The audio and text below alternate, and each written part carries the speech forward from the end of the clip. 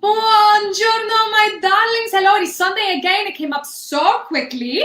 I am glad to see you all here today. And for those of you who are not seeing this on a Sunday, I'm glad to see you on whatever day that it is. I am here once again, and I have the sacramental wine left over. I may have had a sip before we started from my cousin the Pope this morning, so that is good.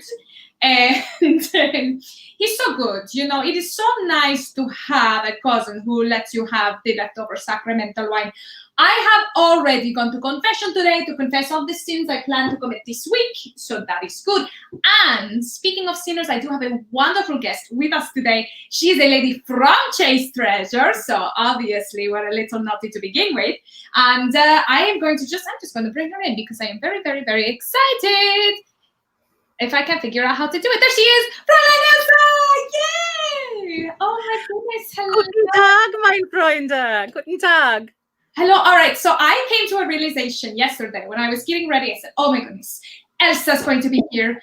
I realized you and I have never done a show together.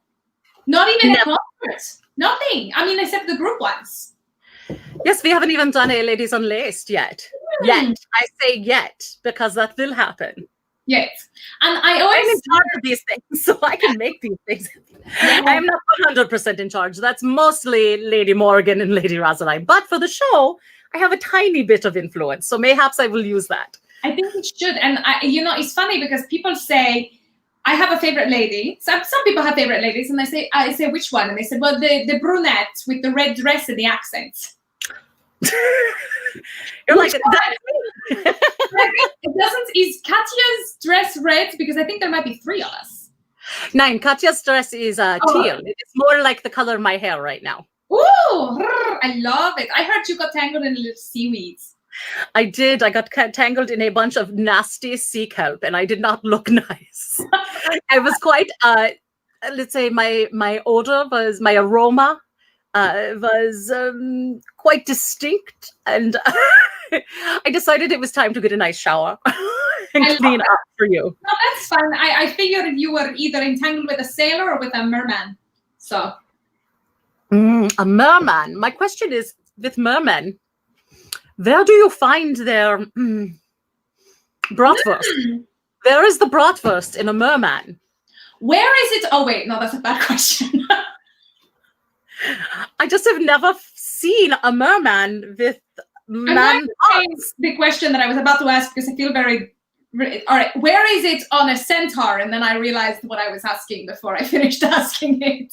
Do they have two? I don't know. I don't know. Anyway, speaking of. These are the important questions that we have. I wanted to say hello, Donald. It's nice to see you. Hello, Donald. Oh my goodness. So speaking of, I think Donald came up with a great question. We're going to jump right into it. Topics for you, and I think that is who asked this one. Fraulein Elsa, why are you so awesome? Concerts backstage, specifically about the topic of merman junk. I would have to say it is crippling self-doubt, anxiety, and a need for approval. It works in your favor if that's really what it is. I mean, seriously, get yourself the lowest self-confidence you could possibly have, and then try to make everybody love you by doing as much as you possibly can, and then you get me. That's the formula. And then you put in so many hours, though. I mean, to think about all of the time that you spend, I will share with you, Fraulein Elsa is the absolute number one reason why our Ladies Unlaced concerts, first of all, are successful, and second of all, look as beautiful as they do. And the hours that you put in is just mind-boggling. And well, so good. You know, a pandemic occurred, and suddenly I have time because all of our regular performance opportunities have dried up. And what it really reminded me is that I have been very blessed in the past 5-6 years that I actually have been working pretty constantly as a professional performer. And not everybody in our industry has that blessing, that opportunity. Unfortunately, that means when performance opportunities dried up, so did my opportunities. And when Lady Morgan and Lady Rosaline and I were trying to figure out ways to continue to make Chaste Treasure relevant in this new world. And Lady Morgan came up with the idea of Unlaced, and I had already been trying to sort of get an idea of how we could do these kinds of videos. We kind of combined it into this performance every other week. And when we started, we only expected it to be for a couple of weeks. We didn't expect it to last for so long. And I'm glad that we still have this opportunity, but it has been almost a year. We're coming up on a year, 10 months at this point. And the thing that keeps me going is my desire to make sure that all of our ladies still have an opportunity to perform, because that is something that fuels us as performers. Oh, of course. It is part of our identity. So to have that stripped away by the pandemic it's heartbreaking. And so my main goal was to get everybody an opportunity to continue to perform, to continue to make some sort of income as a performer. And to have something that they are proud of, that they can show off, that they can say, this is what I have done. So the reason why I spend so much time on all the videos is I want to make sure that everyone has something that they can be proud of, and to show the ladies off. It's all about you ladies, truthfully. You keep me going. Shown off. I mean, it's my favorite thing to do. So thank you.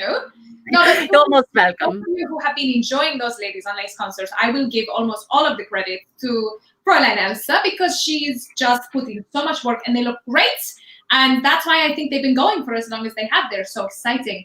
And shameless plug, the next concert coming up is on which dates? On January the 29th. And it's for the Robert Burns Supper, which is featuring this lady right here. And then is it the next one or the one after is the 12th of February? And that is featuring that lady right there.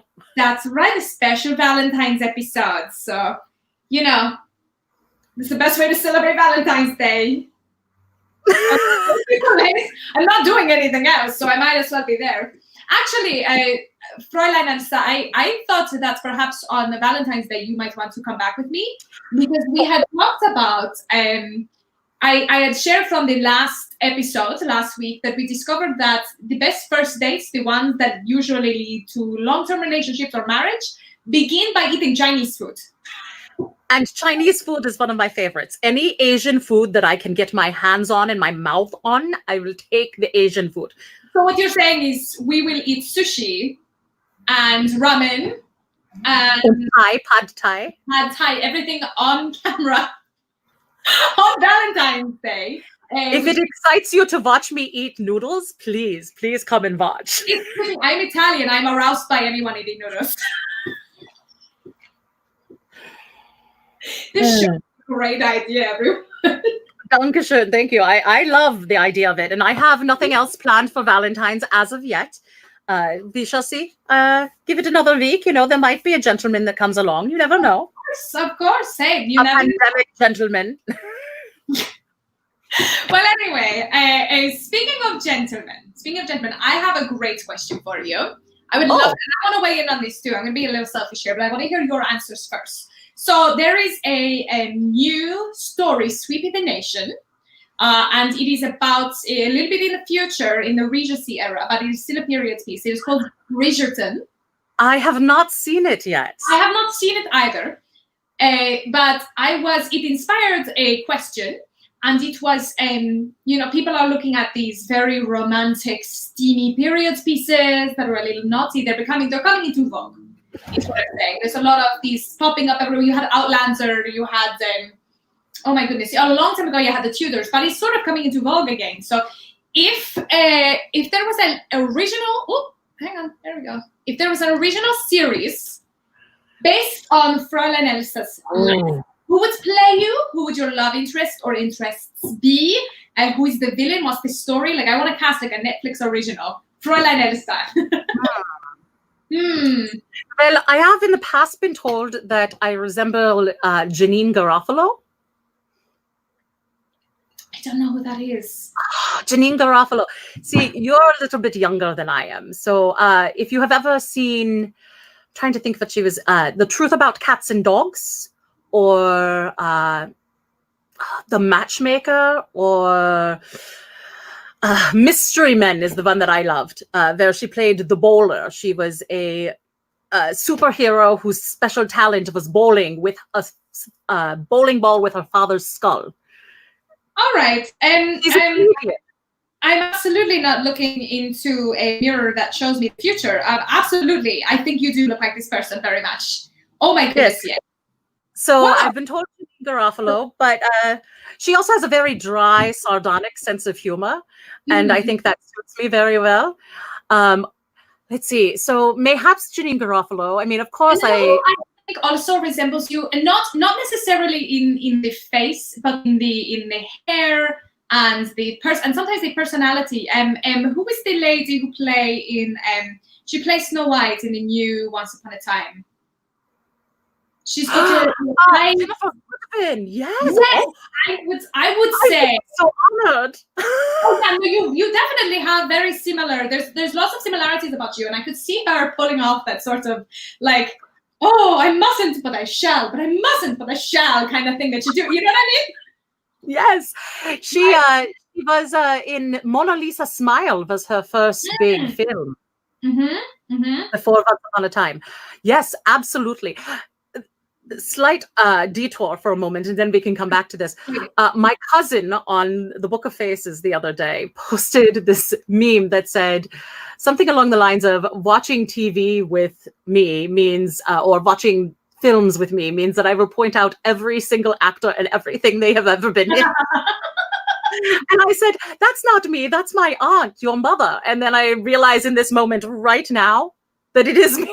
It's a good thing. I inherited that from my aunt, apparently. It's perfect because it helps you figure out all of the isms, and then you can be like the queen of trivia.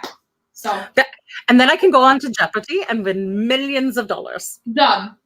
Or right. 5. So who are all the people, from any era too? It doesn't have to be someone like, you know, if you want to say like, oh, Cary Grant, but when he was like 30, you know what I mean? Like anybody at all could play your love interest for the show, not necessarily who you would like in real life, but like in the show, who could you see yourself like, oh no, I have to do a scandalous scene with this person, whatever will I do? You know what I mean? So that's very difficult because it's such a wide range of gentlemen to choose from any era. Or from, I mean, modern is fine. I was just thinking like, I don't know what I would pick, so I'm putting you on the spot. Well, both, Fraulein Elsa enjoys a hearty man who looks like he could cut her down a tree. We are more similar than we thought, because Lady Morgan always makes fun of me and my lumberjacks. She's like, Catalina, if you want to move to Canada, I'm like, no, I just like to watch. It's not so much the lumberjack, but I want to know that if the zombie apocalypse happens, this man can make me a lean-to so that we can survive the zombie apocalypse. You can lean together. We can lean together, exactly. So there's a gentleman, I can't recall his name, but he was recently in a Hallmark film called Winter in Vale. And he is perhaps one of the most beautiful specimens of men that I have ever seen. He's got that perfect beard that is just a beard. It isn't scruff, but it isn't puffy. It is just barely a beard. And dark hair and a winning smile and eyes that sparkle. And I know that he could cut me down a tree. Absolutely. His name is not Tyler Hines, and I did not just look that up. He's absolutely beautiful.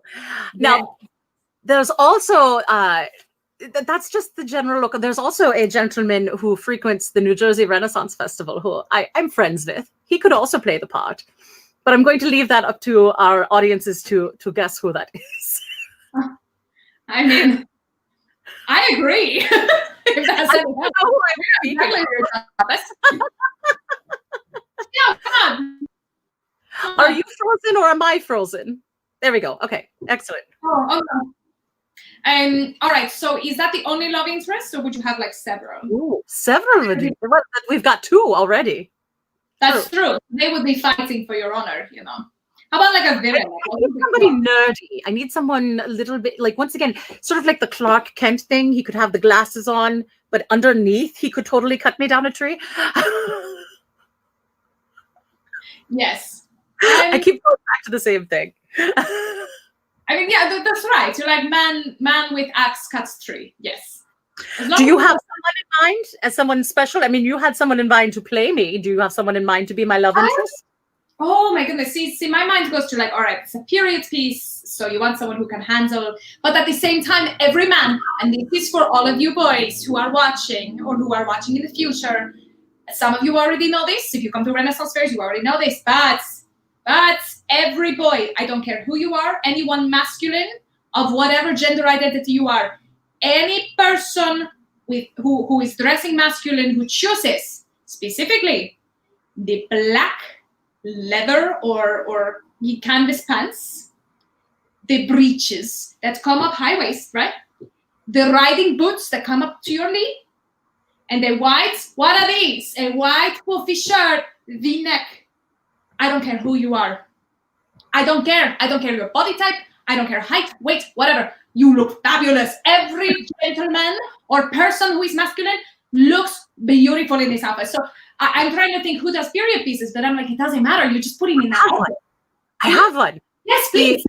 Once upon a time, the gentleman who played Captain Hook. Mm. Mm-hmm. Mm-hmm. Mm-hmm. And also a little bit, even though in real life he prefers gentlemen, from what I understand, Adam Lambert. Oh my goodness. Yes, who is phenomenal as a performer and just performed on the Ratatouille School, which is not something we're going to talk about on this episode. But I was floored. He was fantastic in that. Very attractive. And he had on his little, he had a rat sweater on. And it was beautiful. He was beautiful. And he had his eyeliner. Yes. Yes, he put, absolutely. He could be sort of your swashbuckler. He understands the importance of eyes, I have to say, because from the very beginning, when he was on American Idol, he always wore the guyliner. And his eyes are so beautiful and so expressive. And the importance of adding that little tiny line to really bring them out. So you are the Lady Morgan bots, because anytime, it's so funny, anytime we are around a Renaissance festival, and there's certain people that will point out things. So if we are with the Lady Rosaline and we see a kilt, we go, Rosaline is a kilt, and then she's gone, And anytime we see a man with guyliner, we say, Lady Morgan, looky, and then she's gone. For me, you see a tree. If the man looks like a tree that I can climb and then he can chop down, yes. Mine is the man bun. It used to be that people don't really wear their man buns anymore, but it used to be, Catalina is a man bun. Woo! To be honest, both I think Fraulein Elsa and myself. Wait, I am Elsa. What am I speaking of? I know what you meant. Two personalities here. Talent. Truthfully, even though physically I like the idea of a man being able to cut me down a tree. If you have talent or intellect, either of those things, that is what I find the most attractive. So a beautiful singing voice, or a comedic timing, an actor, or a scientist. It doesn't really matter what your talent is. If you are talented and passionate about your talent, I am excited by that. I love it. I love that. And we will come back to that scientist thing in a bit. I have a question for you. But it's after this, because I think if you don't mind, I would like to take a shot at this. And you can help me, because this is such a good question. I want to play too. So, all right. So if I'm casting an original series about Catalina, I don't know who. I don't know. I didn't prep before we did this. So I think I don't know who I want to play me. I mean, part of me says I would want oh my goodness, what is the name of she was in Titanic. It's obvious. Kate Winslet. Kate Winslet to play, but she's a bit older than I am, so I would say Kate Winslet circa 1998-ish, Yes. But I don't know. Was it Pride and Prejudice or Sense and Sensibility? Yes. So she understands the Regency drama. Of course.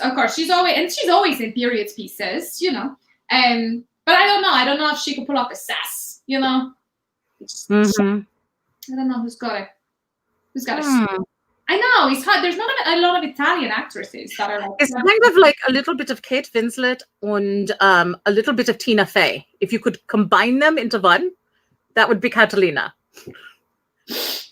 I agree entirely. Because that's where the sass comes in, is with Tina Fey. Oh, absolutely. Oh my gosh, she's one of the funniest ladies in the world. So, I mean, yes. Of course, you would want her in these parts. No, I like that. And then love interests. Oh my gosh. My problem is I would pick all of them. Yes. Every episode. It's Catalina. What's she doing? She's on a date, of course. What's the plot? I don't know. Although I do have to say, The Gentleman from Bridgerton, I have not seen the show. I've only seen memes, but oh my goodness. Whatever that is, yes. Ooh, Idris Elba. Done. That's it. That's perfect. Oh my goodness, that is absolutely perfect. Oh my goodness, it could be. No, because of that joke.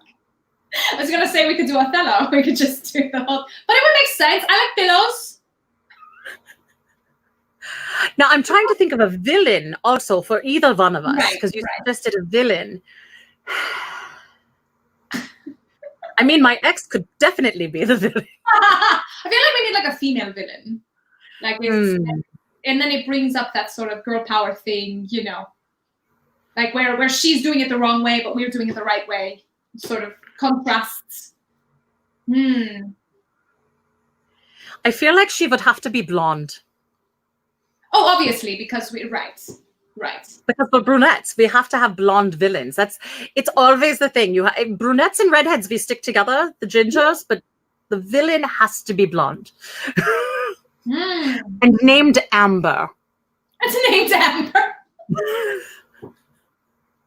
I love it. All right, so our villain Amber, but she has like a very, very bougie last name, like Amber de Winter, like Amber de Winter, yes. Because Amber is perfect for a Regency drama. You know that is...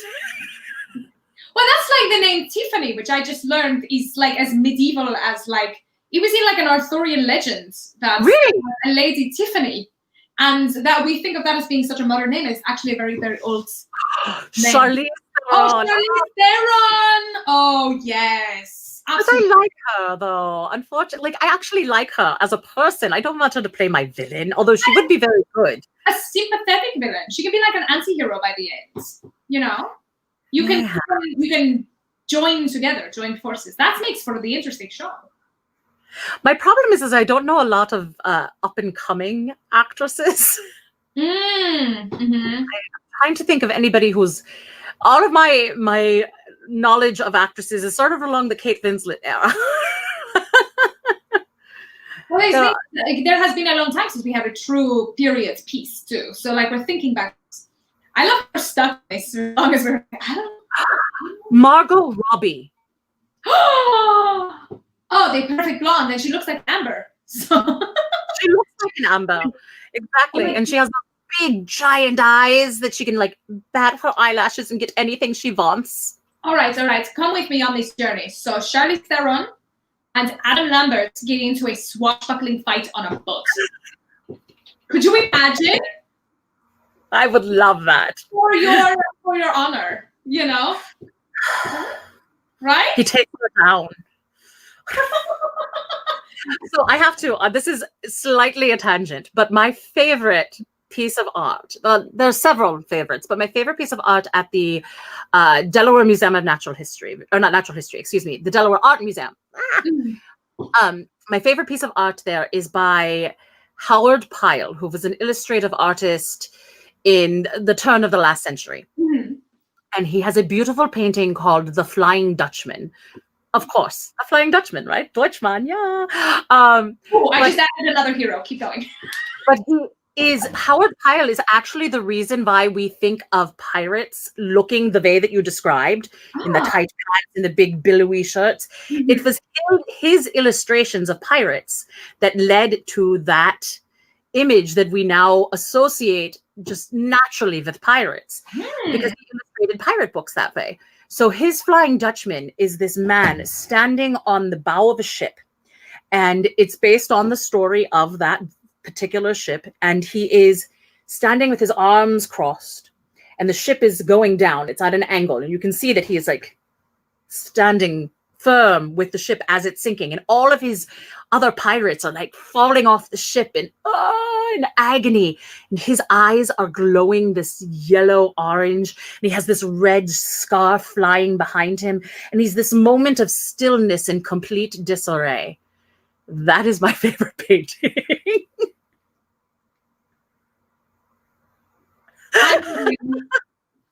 So, all right, as you were describing that to me, you know whose image popping into my head? Now, I've never seen this painting, but you did a really good job explaining it, and I was thinking Dutchman. And then I thought like a Nordic person, big tree.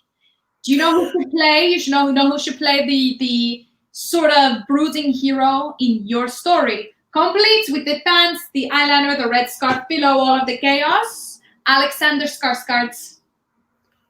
Ooh. Right?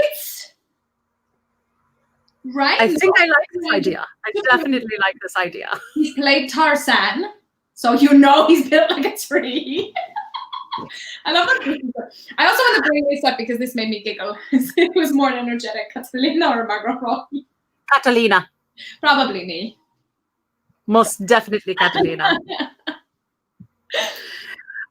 Oh, goodness gracious. Fun. This is a fun little, but that is,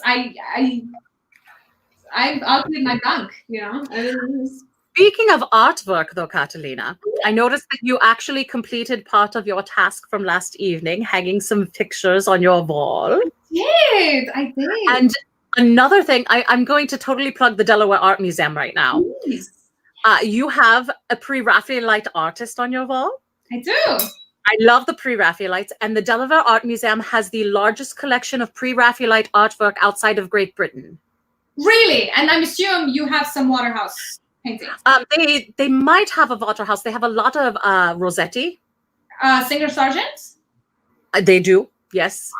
Sorry, we're nerding out now. Visit us. It's a great thing to do that is socially distant, is to go into a museum right now. Support your non-for-profits. I love that. No, that is really, I wish I had a place to put that. Under this video later, I will definitely have that information. So that is good. Now, you were saying science. Yes, I was. I have something. This is my question. This was not given to me, but I put this here because I want to talk about dinosaurs. I wish you had given me advance notice. I would have brought out a dinosaur for you. Oh, no. Next time. See, that's me. We have to do this again. Well, we were talking about Valentine's Day. Maybe we'll have Valentine's dinosaurs. It's perfect. Oh my goodness, what a better way to celebrate. We'll have some wine, we'll have some Chinese food, and we'll have some dinosaurs. What do you wish to know about dinosaurs, Catalina? First of all, I want to know your favorite dinosaur. And second, I would like to know what is your favorite fact to share to groups? Like, what is something that people tend to react like, oh, I never knew that. So my favorite dinosaur, it changes every time. In fact, I think when we were speaking, when you and I did Herr Shakespeare's Happy Hour, I can't remember what I said at that time. I either said Stegosaurus or Brontosaurus. You said Brontosaurus last time. Okay. So I'm going to go with Stegosaurus today. All right. I love the tiles down its back. You know, that it's so decorative. It's a decorative dinosaur. And they think that he may have used those tiles, that they would pump blood through it and that they would change color depending on its mood as a way to warn predators. There's so many things. I mean, we don't really know that much about dinosaurs. What we do know is presumption based on comparing fossils to modern animals. So, you know, nothing is set in stone except the fossil. You're worse than Rosaline. No worse than Arabella, but you're worse than Rosaline. But yes, fossil, like, I think the Stegosaurus today, and I think you would enjoy Stegosaurus because it was an herbivore. I love herbivores. He loves his plants. That's all he ate. He had flat, grindy teeth for devouring plants. I just love Stegosaurus. That is a good dinosaur. And I would never have known that the back plates may or may not have been able to change color. That's what a theory. I know that. Think about modern. Now, I'm going to contradict myself here for a moment, but if you think about modern lizards, there are lots of different types of lizards that can change color. You have chameleons, which can change their entire color. But then you have, say, bearded dragons. Like some of our fans have bearded dragons. Catherine Smolin gave us a dragon with pearls the other night. That was dragon, it was. It's so cute. Yes. But dragons can change the color of what we call their beard, the spikes underneath their chin. And when they get angry, it can get darker in tone. And actually, they can kind of change their entire body a little bit, but mostly underneath here. And I think you're about to put up what Donald just posted. Am I right? I was curious. So, Brontosaurus, was it a dinosaur? Wasn't it a dinosaur? Was it a dinosaur? Wasn't it a dinosaur? They've gone back and forth. Part of the problem is in the scientific community, when you discover something, you are allowed to name it. So Donald, if you find a dinosaur, you can name it Elsasaurus. I'm good at that. I love that. But if somebody else has already discovered that dinosaur and named it previously, too bad, so sad, you're out of luck. So what happened initially with the Brontosaurus is there were two different scientists who had discovered what they thought was the same dinosaur. Brontosaurus was actually the second one discovered. The other one was first, but Brontosaurus had better PR and got the information out faster, although this one discovered it first. And I think it was Apatosaurus was the other one. That's part of the story. There also is apparently something about the wrong head being on the wrong dinosaur. I don't understand all of the details and levels of the story, but I will tell you this. Brontosaurus is a dinosaur again. Will it remain a dinosaur? It changes constantly. But for the time being, Brontosaurus and Apatosaurus are two different, distinct dinosaurs. They both do exist, to my knowledge. That could change. Another good example of this is the Triceratops. So if you think of Triceratops as having the two horns and the one here, a few years back, they discovered that extra horn was actually like an egg tooth, and it was only in adolescence, and then it would fall off. But because Triceratops was named first, they kept the name, even though it actually, as an adult, might only have two. So we say Biceratops. Biceratops, yes. All right. That sounds like a sexual preference. You walk into a club like, hey, where are my Biceratops at? So, but my favorite piece of trivia, because you said something to share, yes, is that most people, especially in our generation and older, don't realize that there are still dinosaurs alive today. Bearded dragons. No, you're joking. That's why you love chicken so much? That isn't why I love the cock so much, but that is an interesting coincidence. Modern birds are believed. Did I break you? Hey, baby, let me see your stegosaurus. Keep going.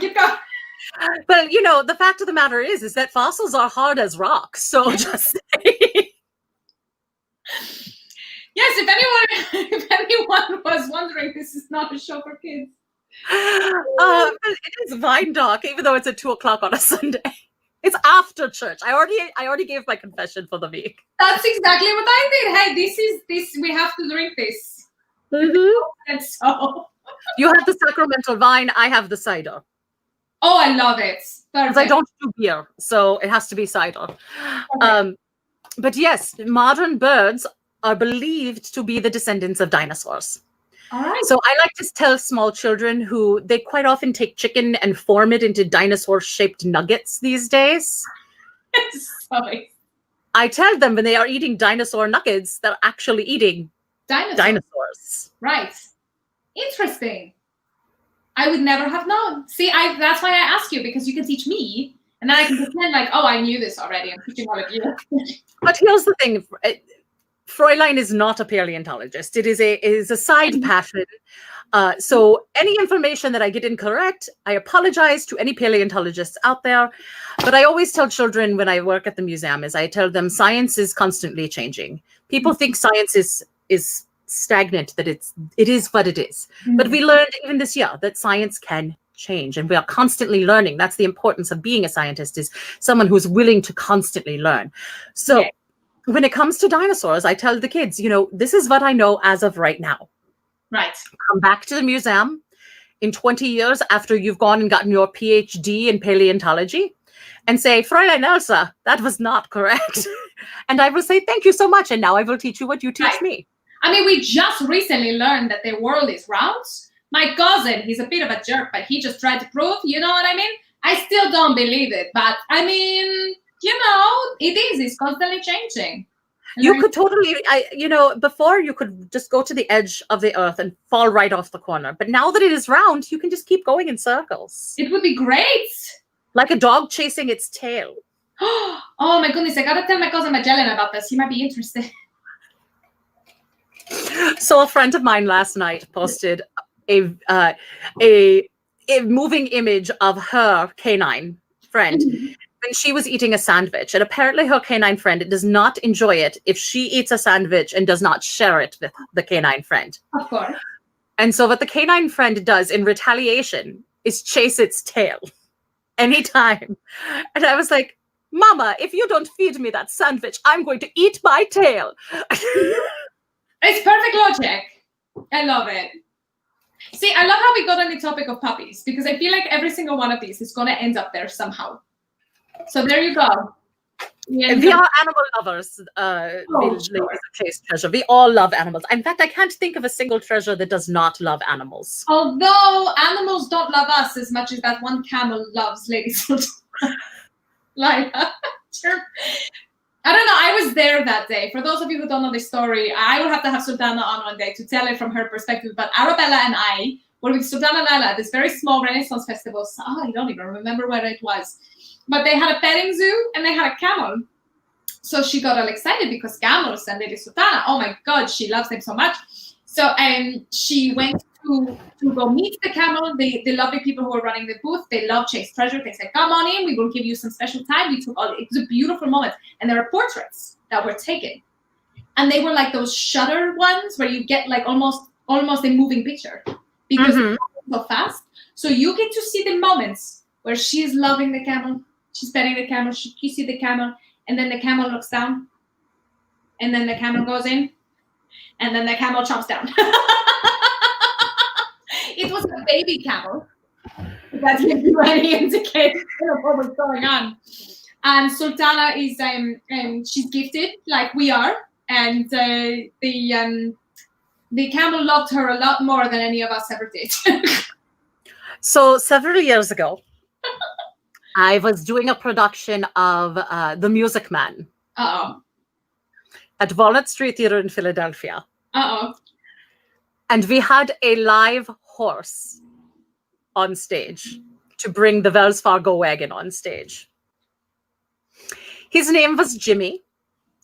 And all of the cast, we would go visit Jimmy backstage before the show because he was only in the first act. They moved around things so that it was the end of the first act. We got to see Jimmy. Jimmy would exit stage right and then literally exit the theater. But he had his own little stable backstage left. And we would bring him apples and carrots and peppermints because horses love peppermints. Absolutely. And Fruit Loops. And I didn't know about Fruit Loops. But I would stash away the peppermints inside my costume in a certain place, like right there. And Jimmy got used to that. He knew where the peppermints were. And Jimmy would get very, very fresh with Fraulein Elsa. And I finally had to say to him, we don't do that until you take me out to dinner first. You only get that if you take me out to dinner first. And even not then. But Jimmy, for you, if you take me out to dinner, if you can find a way as a horse to take me out for dinner, I will let you nuzzle in that area. Oh, wow. Oh, no. I was going to say, yes. I mean, they're very smart. Horses are very smart. Some of us ladies of Chaste Treasure may or may not know our way around the joust, but the horses, They're very clever, and they do know where you keep things, and they do enjoy Fruit Loops, some of them. And when you, in the same way, if you keep Fruit Loops on a pouch on your belt right above your bum, and they know that's where the Fruit Loops are. Yeah. They nuzzle right in. They find their way. Excuse me, we are in front of thousands of people. You're going to do this now? I had another friend whose dog was very friendly with me. The first time I met her dog, the dog's name was Bella. And I went down and I was like, hello, Bella. It's so nice to meet you. And Bella's tongue found her way inside my mouth. And I said, no, Bella, 9. You have to take me to dinner first. Oh, no. I do not consent. Oh, no. Oh, wow. This brings us full circle to what we were talking about backstage before the show started. Oh, I honestly can't remember what that was. Oh. Let's get out all the things we cannot say live. Anyway. We are nearing the end of our show, and I wish we weren't, because goodness gracious. Oh, it's so fun to spend time with you, Contessa. Come back. This is. I would love. I mean, I would love for you to have something to do on Valentine's Day at 2 p.m. If not, because we are experiencing a bubonic plague, I would love to have you back, and we can talk about all sorts of other things. Rosaline expressed interest in jumping on as well. So we have. I think we all need to have Asian food and just sit and eat Asian food. Yes. For the entire hour. We can and do people can watch us eat. ASMR. ASMR. Yes. Right in the camera, just for you. I can get myself a giant bowl of pho. Yes. Do you know what pho is? Yes. Suck in those noodles as much as I can. I love pho because I love making puns out of pho. There's a restaurant in Seattle that's called What the Pho. I love it. I've always thought that I would like to open up a billiard parlor next to a bar and name it, or a billiard parlor bar, and call it Pho Q, or not bar, excuse, just the billiards. That's it. The bar, well, the bar has to be there no matter what. Sure, but it would be a billiard parlor, Vietnamese billiard parlor, and you would name it Pho Q. I mean, everyone who subscribes to me on Patreon, you're now funding this restaurant. Send in your favorite type of pho and your favorite drinks, and we will open it together. I love that. I love that idea. This is why we should never, we should do a live show together, but we should never do a live show together, because we'll open 7 LLCs. It will suddenly be, our sets will be about 2 hours long, because we will not be able to actually sing any songs, because we will be laughing our rear ends off. Yes, absolutely. But I have no regrets. So, when the world... How about regrets? Do you have any regrets, though? I have a few regrets. Just a few. But they were all men, so you don't have to worry about those. Anyway, Fraulein Elsa, really quickly, I just want to see, do you want to answer this one real quickly, or we can answer it later? It is a difficult, long question to answer, but the easiest way to put it is I use a program called Adobe Premiere Pro. And I literally, there's a lovely little sync tool where I can go through and make sure that when people are singing the same word, that they are synced together, but sometimes that does not work. So I will literally look at the sound print, the actual wavelength of the sound, and I can look at that and line up the women's voices together. Sometimes I don't bother changing the video to line up, because there's the science behind it. I'm not 100% sure of the exact technicality, but our eyes process differently than our ears. And there's a certain amount of discrepancy that we can accept as being real. But if the sync is off too much, I have to actually speed up portions of their singing or visual, and lengthen sections of their visual to match the syncing of the voices. So I go through and I sync the voices first, and then I sync the visual. And that's actually what takes so long, is because I spend all that time working on making sure that the sound is completely synced. When we perform live, we can hear each other. And so we sync automatically to each other. We sync rhythmically and we sync pitch-wise. So if somebody starts to droop a little bit in their pitch, then it's easy to pick it back up because you're listening to the other singers. Because just as much of our job as singers in a cappella group is singing, another portion of it is listening. Absolutely. But we can't do that when we are singing in three different locations.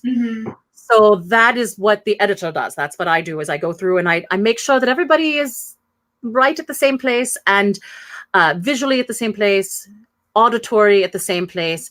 And I have to also go in and sometimes adjust volumes, because everybody has different technical machinery that they use. Some people are using the fairy boxes, other people are using their computers. There are various different ways that people film themselves. And since everyone has a different piece of technology, whether it be from that company with the fruit, or whether it be the company of robots, of data, some microphones can be very different. In fact, this last week with yours, Contessa, both your microphone and Agnes's microphone are quieter than Lady Morgan's. So I had to go through and I had to pull Lady Morgan back and push up your sound on both of them. And trust me, neither Lady Agnes or the Contessa are quiet people. No, that is very interesting that you had to do that. So there's so many different levels to the syncing, and that's as succinct as I can make this conversation. I'm out of wine. This is just, I don't have enough for your fans. But that was good. Yes. It made a lot of sense. And Yes, that was a lot of stuff in a very short period of time. But that's what I do typically, Donald. And you do it incredibly, like we talked about before. And I will take this opportunity to tell you, I've told you a million times, but thank you for all the hard work that you do. It is not unappreciated. I appreciate your appreciation, if that makes any sense. You too a lot. You too a lot. So anyway, we have just run slightly over our time, but that's all right. No worries. Because who cares? Because this is my show and we can go as long as we want. So, and there's not another show lined up afterward waiting to go on. That's right. We have all day to drink the sacramental wine. Actually, I'm going to go open another bottle after this. So anyway, Fraulein Elsa, I cannot tell you how much fun this was. Thank you, everyone who sent in your questions. Thank you to everyone watching now. Thank you to everyone who is clicked on this and is watching it afterwards. I will do a little quick self-promotion here just because I can, because it's my show. Those of you who are now supporting me on Patreon, you can go on patreon.com/ChristinaCoya to fund all of my alter egos project. But also, I will say that Chaste Treasure is having a Patreon as well. So that would be helpful too, because we'd love to get more jobs. We'd love to get paid a little bit more for what we do. So myself and Chaste Treasure, my alter ego and Chaste Treasure have Patreon, so check them out. Also, Fraulein Elsa, if you have anything you want to promote very quickly, now is a good time. Go ahead. If you would just like to send a little coffee my way, you can do paypal.me/Ella Nora Actress. It's ELLANORA Actress. That is my PayPal. If you would like to send Fraulein Elsa, your friendly editor, a little coffee. Oh, are you putting it in the banners? Here we go. There's no spaces, but paypal.me/Eleonora Actress. Oh, she's putting it up now. Oh, thank you, Donald. I'm going to jump in and just comment on Donald's comment because you're typing. He says, thanks, that's what I was wondering, and I'm incredible at it. You are, though. Yes, beautiful lady. This is how you do so. Thank you again so much for being on. I look forward to whatever nonsense we're going to get up to in the future. And I hope you have a wonderful day. Mwah. Caught it. I'm going to put it here with the peppermints. So yes, lords and ladies, thank you so much for joining me. Next week, we have a very, very special guest, a wonderful talent who I am so excited to bring on.